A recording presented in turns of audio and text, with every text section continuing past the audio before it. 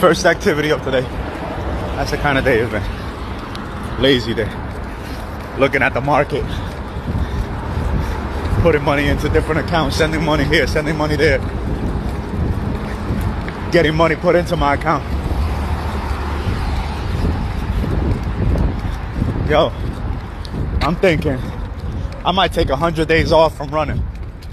I'm not gonna stop training, but I might take 100 days off from running once I hit 365. Here we are, day 535, run 316. Last year around this time, I went like 65 days without running after going on a 137-day running streak. This year we're running all the way through to 365, and maybe we would stop there, or maybe we'll stop at. Been looking at Zillow and shit.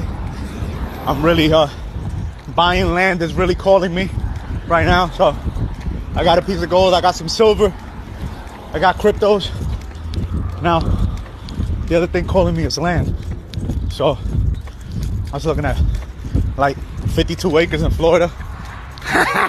With a hey yo, I'm trying to buy land that has water on it. That shit got a river running right through it and shit. That shit got me like, hey yo. So we'll see what transpires in the last few months of this year. I used to be doing shit like that spontaneously.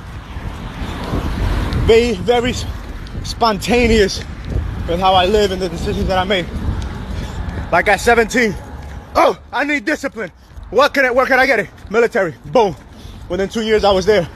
So I already got a crypto account just for buying land in the Dominican Republic.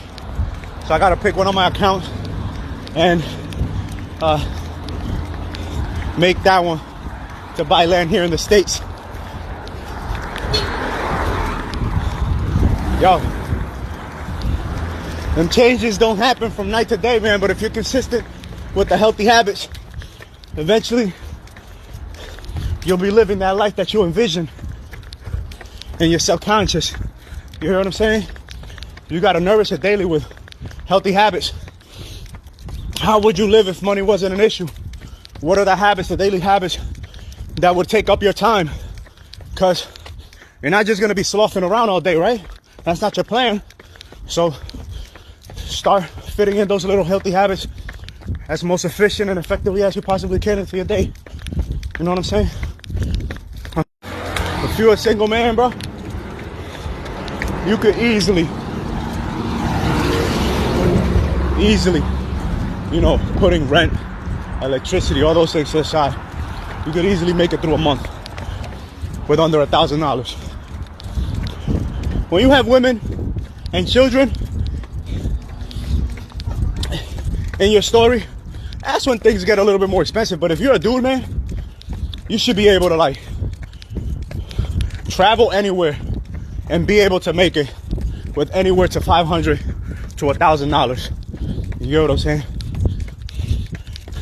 When it comes to like eating expenses, traveling, etc., not counting that rent shit. If you're spending more than $500 or $1,000 in little frivolous expenses, you gotta bring that shit down to below $1,000.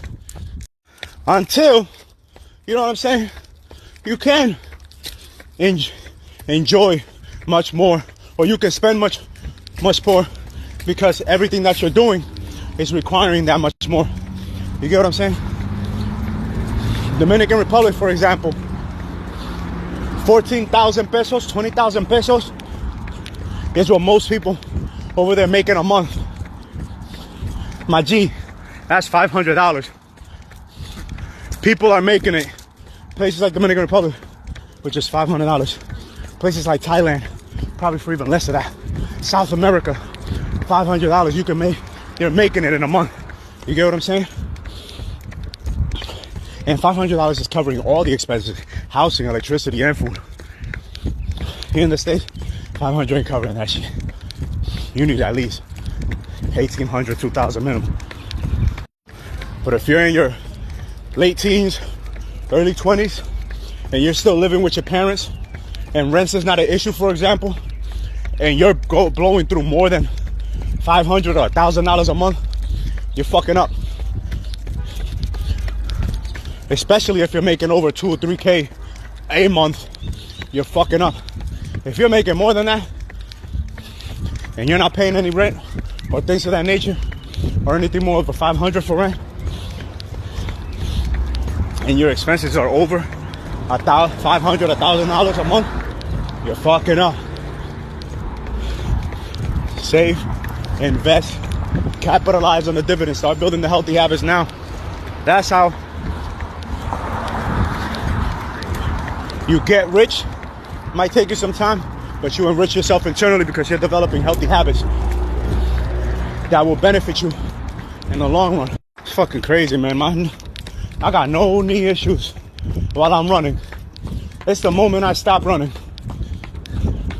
It's the moment you stop moving and you begin to revert to that rigor mortis state. An object in motion stays in motion, so stay moving. Handily.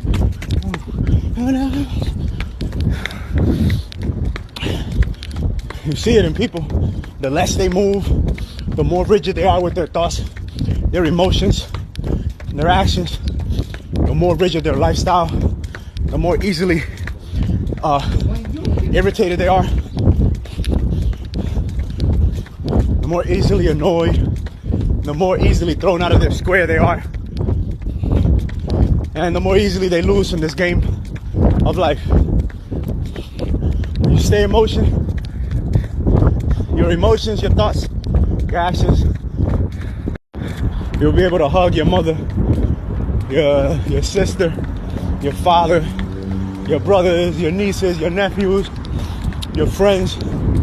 You'll be able to share in all that love, all that consideration and compassion that's waiting within you to be expressed more efficiently, more effectively. And you'll heal people that come into your sphere of influence because you yourself have healed. You get what I'm saying? It all starts with self.